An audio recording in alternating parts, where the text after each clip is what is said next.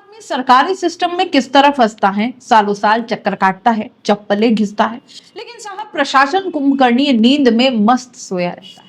आज आना कल आना का ये न रुकने वाला क्रम सालों साल अनवरत चलता रहता है। लेकिन मजाल है कि आम आदमी की बात सुन ली जाए, उसे जरा राहत दे दी जाए। भारत में आम आदमी की बात नहीं सुनी जाती साहब। हाँ, यही कोई रसूखदार हो तो काम चुटकियों में बनते हैं और कैसे भी करके पाताल लोक में से रास्ते ढूंढ लिए जाते हैं। लेकिन आम आदमी वो तो होता ही है दर दर की ठोकरें खाने के लिए। आप सोच रहे होंगे कि आज इस तरह की बातें क्यों?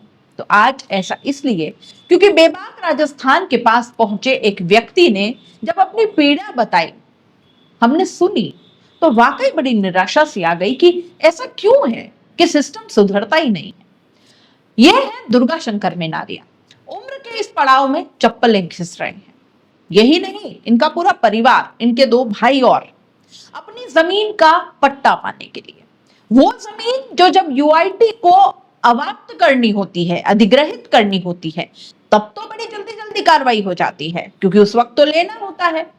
बात यहाँ मैं माली कॉलोनी से हिरन मंगरी के बीच निकले 100 फीट रोड की कर रही हूँ, जिसमें 2004 में 500 स्क्वायर फीट जमीन ले ली गई। 2015 में इनका प्लान बदला तो 4000 स्क्वायर फीट जमीन और ले ली गई। उसमें समय नहीं लगा, लेकिन अब बची जमीन का पट्टा यह परिवार मांग रहा है, जिसमें 3 भाइयों का परिवार है, उदयलाल, जगन्नाथ और दुर्गा शंकर पुत्र कमललाल मेनारिया। संयुक्त स्वामित्व की इनकी जमीन है। अवाप्ति के बाद बचे जमीन का पट्टा इन्हें नहीं दिया जा रहा है, जबकि ये सारे कलेक्टर और संभागीय आयुक्त जो उस साल से लेकर आज तक हैं, उनकी सबकी जन सुनवाई में ये मुद्दा उठा चुके हैं। लेकिन इन्हें वहां से हर बार एक ही चीज मिलती है और वो है कोरा आश्वासन। इसके अलावा इनके हाथ खाली ही रहे। हार कर इन्होंने यहां तक कह दिया कि मुझसे कुछ लेना देना है तो भी ले लो, लेकिन पट्टा तो दे दो साहब। 3 कोर्ट केस भी हो गए जो ये परिवार जीत चुका है, लेकिन बात जस की तस है। यहां तक कि उसी रोड पर फल फूलते व्यापार और आमदनी का जरिया बनते देख खुद को बड़ा असहाय महसूस करते हुए पिछले दिनों इनके ही परिवार के एक युवक ने फतेह सागर में अपनी यह लीला तक समाप्त कर ली। वो बहुत ज्यादा हताश हो गया प्रशासन की इस अनदेखी से। उसको लगता था कि सब यहाँ पर कमा रहे हैं, सब आगे बढ़ रहे हैं, बस हम ही कुछ नहीं कर पा रहे हैं। जिम्मेदारों के उदासीन रवैये ने घर का एक चिराग तो बुझा ही दिया। अब आगे क्या चाहता है? यही सवाल इस परिवार का है, इस व्यक्ति का है। सुनिए क्या कहते हैं दुर्गा शंकर मेनारिया। पूर्व में हमारी जमीन 500 फीट जारी थी, फिर यूआईटी ने अपनी मनमर्जी से प्लान चेंज किया, फिर भी हमारे खसरा नंबर 111-12 में से 4000 फीट और ले ली। टोटल जमीन 4498 लेने के बाद आज तक हम यूआईटी के चक्कर लगा रहे हैं। यूआईटी ने कहा तुम्हारे कोर्ट कचहरी के मामले निपटने के बाद में भी, मुकदमे जीतने के बाद में भी आज तक हम यूआईटी के चक्कर लगा रहे हैं, मगर यूआईटी अधिकारी कहते हैं कि हाँ आज दे देंगे, कल दे देंगे, परसों दे देंगे, और किसी तरह का कोई संतोषजनक जवाब नहीं है। इसे हम मजबूरन होकर इस मामले में हमारे घर में एक ऐसी ट्रेजरी भी हो गई, जिसके लिए भी मैंने कमिश्नर महोदय को और नागर साहब को व्हाट्सएप किया कि साहब इस तरह की ट्रेजरी हो गई है और हमारे को पट्टे दे दी जाए, मगर आज भी वो का वही रवैया अपना रखा है। अब ये समझ में नहीं आ रहा कि वो पट्टे क्यों नहीं दे रहे हैं, क्या चाहते हैं वो हमारे से। ये सर एरिया है अपने विशिष्ट चौराहे से वाकल मता चौराहे के मध्य में खसरा नंबर 111-12, और हम उसमें 3 भाई खातेदार हैं, उदयलाल जी मेनारिया, जगन्नाथ जी मेनारिया, दुर्गा शंकर मेनारिया। खसरा नंबर 111-12 जो मुकदमे चले, वो मुकदमे भी सामने वाली पार्टी हार चुकी। जो मुकदमे के सारे फैसले मैं यूआईटी को बता चुका हूँ, पर यूआईटी पे किसी तरह से कोई असर नहीं होने जा रहा है। मतलब वो ये कहते हैं कि हाँ आजकल में निपटा देंगे, आपको ऐसा नहीं करना, वैसा नहीं करना है, और हम आपको पट्टे दे देंगे, मगर आज 10 महीने से हमारे साथ वही स्थिति बना रखी है। मेरा भतीजा था एक सूर्य प्रकाश, जो इसी टेंशन में उसके साथ ऐसी घटित घटना घट गई।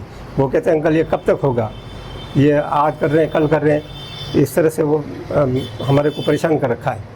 और अभी 20 तारीख को उसका क्या पता किस वजह से उसके साथ ऐसी अकस्मात घटना घट गई, जहाँ 15 दिन से हम घर से बाहर निकले, और कह रहे हैं हम अधिकारी महोदय को कि साहब इस तरह हमारे साथ घटना घट जाएगी, बच्चे हैं, कोई अगर ऐसा स्टेप उठा लिया तो इसका क्या होगा हमारा। और उनके किसी तरह से कोई फ़र्क नहीं पड़ा। ये सर हम 2018 से बराबर चक्कर लगा रहे साहब, जब भी जन सुनवाई होती है, कमिश्नर महोदय को, कलेक्टर साहब को, हर कलेक्टर साहब को पेश हुए, कई दफ़े कमिश्नर साहब को लेटर दे दिए लिखित में, और हर तरह के मेरे पास में सबूत इकट्ठे हैं, पर उनका कोई संतोषजनक जवाब नहीं है। बस हाँ कर देंगे यही है। न तो वो पट्टे दे रहे न कुछ नहीं, घुमाया जाता हमारे को सर जो ज़मीन बची है उसका हमारे को कमर्शियल पट्टा चाहिए कल। सुना आपने? तो अब आप अंदाजा लगाइए कि आम आदमी की बात कितनी सुनी हो। कोई एक कलेक्टर नहीं बचा, कोई एक संभागीय आयुक्त नहीं बचा जिससे ये मिले ना हो। ये इतना तक कह देते हैं कि अगर वहां ऑफिस के सीसीटीवी कैमरे चेक कराएंगे तो मैं आपको परमानेंट मिलूंगा। इतने चक्कर काटे हैं। लेकिन साहब उनकी जमीन जितनी आपको लेनी थी, जितनी अवाप्त करनी थी, आपने कर ली। अब तो उनको राहत दे दो। 2004 से लेकर के आज 2025 हो गया, 10-11 साल के बीच चप्पलें घिस गई इनकी। वहां पर लोग अपनी जमीनों पर नए नए व्यवसाय खड़े कर रहे हैं और ये लोग अपनी खुद की जमीन होते हुए मुंह ताक रहे हैं। क्या गलती है इनकी?